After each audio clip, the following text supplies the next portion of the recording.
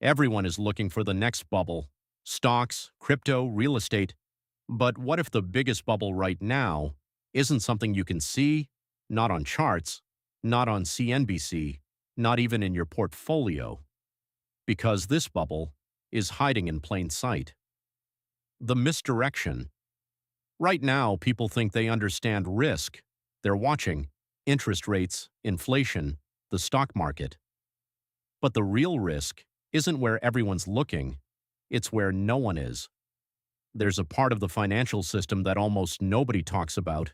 It doesn't trade on public exchanges, it doesn't get daily headlines, but it's massive, trillions of dollars massive, and it's grown faster than almost anything else in finance. What it is builds suspense. It's called private credit. Loans made outside the traditional banking system, no strict regulation, no real transparency, and very little oversight. Why it exists. After the 2008 crisis, banks pulled back. Stricter rules, less risk. So someone else stepped in, funds, institutions, shadow lenders. They started issuing loans directly to companies that couldn't get them anywhere else. The problem? Nobody sees. At first it worked. Easy money, high returns, fast growth. But over time, standards dropped. Loans got riskier, borrowers got weaker, and the system got fragile. The illusion. Here's the dangerous part. Private credit doesn't trade daily, so prices don't move like stocks, no volatility, no visible panic. It looks stable, even when it's not.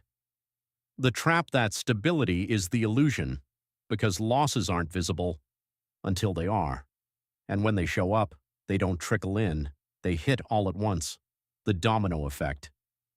If companies start defaulting, those loans collapse, funds take losses, liquidity disappears, and suddenly, something that looked contained spreads everywhere. Why now?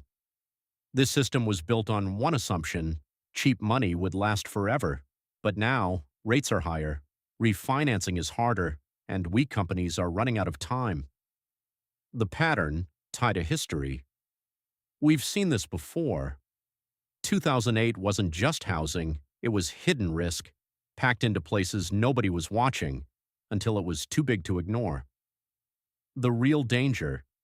The danger isn't just the bubble, it's that nobody thinks it's a bubble, no hype, no mania, no warning signs on the surface, just quiet confidence. The psychological twist. And that's what makes it worse, because people prepare for loud crashes, not silent ones, not the kind that build slowly, then break suddenly. So no, this isn't the bubble everyone's talking about. That's why it matters. Because the most dangerous bubbles aren't the ones you can see, they're the ones you ignore, right up until they explode.